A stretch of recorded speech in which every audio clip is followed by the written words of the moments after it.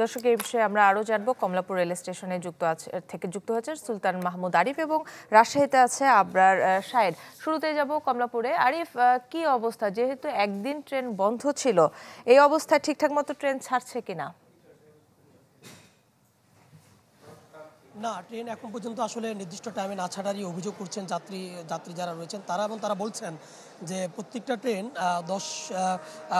Train প্রায় 30 minute 40 minute এবং 1 ঘন্টা বা 2 ঘন্টার মতো দেরি করে ছাড়ছে। এই ভোগান্তিতে কিন্তু তারা পড়ছেন, এবং বেলা বাড়ার সাথে সাথে আমরা দেখতে পাচ্ছি যে যারা যাত্রী রয়েছেন, অর্থাৎ যারা ট্রেনে চলাচল করেন, সেই যাত্রীদের সংখ্যাও কিন্তু বাড়ছে এবং যাত্রীদের উপস্থিতি কিন্তু বাড়ছে।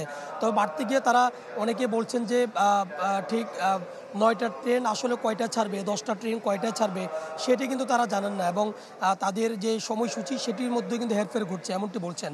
এবং অপরদিকে আমরা রেল কর্তৃপক্ষ যারা রয়েছেন তাদের সাথে কথা বলেছি, তারা বলছেন যে ধর্মঘটটি চলছিল সেই ধর্মঘটটি থেকে গভীর রাতে যখন প্রত্যাহার করে নিয়েছে তারা, এরপরে অনেক যাত্রীরা আসলে জানতেন না যে কখন নাগাদ বা এই ধর্মঘট প্রত্যাহারের বিষয়টি অনেক যাত্রীরা জানতেন না, যার কারণেই মূলত যাত্রীদের যে ভোগান্তি তৈরি হওয়া সেটি কিন্তু তৈরি হয়েছে, যেহেতু নির্দিষ্ট সময়ে তারা আসতে পারেননি।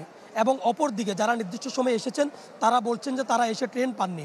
এই যে একটা ভোগান্তি, সেই ভোগান্তির চিত্রটি কখন নাগাদ সমাধান হবে সেটি আমরা জানার চেষ্টা করেছি। রেল কর্তৃপক্ষ বলছেন যে আজকের দিনের ভিতরে সেটি আসলে সমাধান হয়ে যাবে, এবং ইঞ্জিন ঘটিত কিছু কারণেই মূলত যে ট্রেন শিডিউল যে বিপর্যয়, সেই বিপর্যয়টি ঘটছে। তবে যতই বিপর্যয় থাকুক না কেন, যেহেতু যারা ধর্মঘটে ডাক দিয়েছেন তারা ইতিমধ্যে কাজে ফিরেছেন, এবং তাদের যে স্বাভাবিক যে কার্যক্রম সেটি ইতিমধ্যে স্বাভাবিক হয়ে গেছে, এবং যে ট্রেন বিপর্যয়ের যে শিডিউল বিপর্যয়ের যে ঘটনা, সেই শিডিউল বিপর্যয় খুব অল্প সময়ের ভিতরে সমাধান হবে বলে জানিয়েছে রেল কর্তৃপক্ষ। তবে বেলা বাড়ার সাথে সাথে রেলপথে যারা যাতায়াত করেন তাদের উপস্থিতি বাড়ছে। কাকুলি। আরিফ, আপনাকে ধন্যবাদ। দর্শক, চলে যেতে চাই রাজশাহীতে আবরার শাহের কাছে। আবরার, আমরা দেখলাম যে ঢাকা থেকে ট্রেনগুলো ছেড়ে যাচ্ছে, বাট শিডিউল বিপর্যয় আছে, কিছুটা সময় নষ্ট হচ্ছে এখানে। রাজশাহীর কি অবস্থা? রাজশাহীতে কি ট্রেন সব ছেড়ে যাচ্ছে?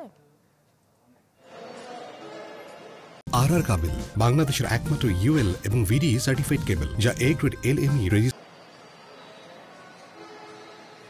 এখন পর্যন্ত রাজশাহীতে সকাল থেকে যে রেল চলাচল শুরু হয়েছে সেটি স্বাভাবিক, এবং জরুরি সেবার যে মাধ্যম রেল সেটি আসলে সচল হওয়াতে যাত্রী যারা রয়েছেন তারা অনেকটা খুশি। তবে এখনো অনেকে আসছেন রেল স্টেশনে শুধুমাত্র জানতে যে আদতে ট্রেন চলাচল শুরু হয়েছে কিনা, বা আজকের ট্রেনের টিকিট কাটা রয়েছে, আগামীকালের টিকিট কাটা রয়েছে, তারা যেতে পারবেন কিনা।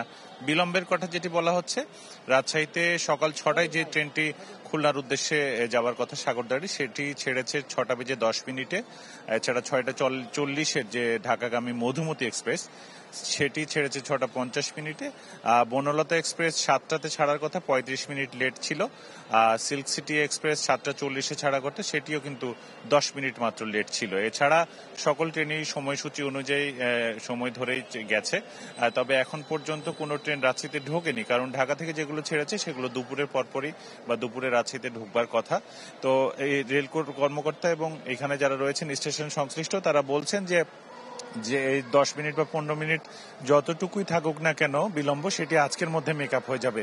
আর একটি বিষয়, গতকাল সকালে রেল চলাচল শুরুর দাবি নিয়ে যারা স্টেশনে এসে বিক্ষোভ করেছিলেন, মারামারি করেছিলেন এবং এই ভাঙচুর করেছিলেন, তাদের মধ্যে একজন সুমন নামে একজনকে আটক করেছে পুলিশ। তাকে চুয়াডাঙ্গা থেকে গ্রেপ্তার করা হয়েছে। তবে রাজশাহী মেট্রোপলিটন পুলিশ বলেছে আইসিটি ডিভিশনের এবং তাদের যে আইসিটি বিভাগ আছে তারা তাকে ট্রেস করে এবং চুয়াডাঙ্গা থেকে গ্রেপ্তার করে তার নামে মামলা দায়ের করা হয়েছে জিআরপি থানায়। এ ছিল আমার কাছে রাজশাহী থেকে।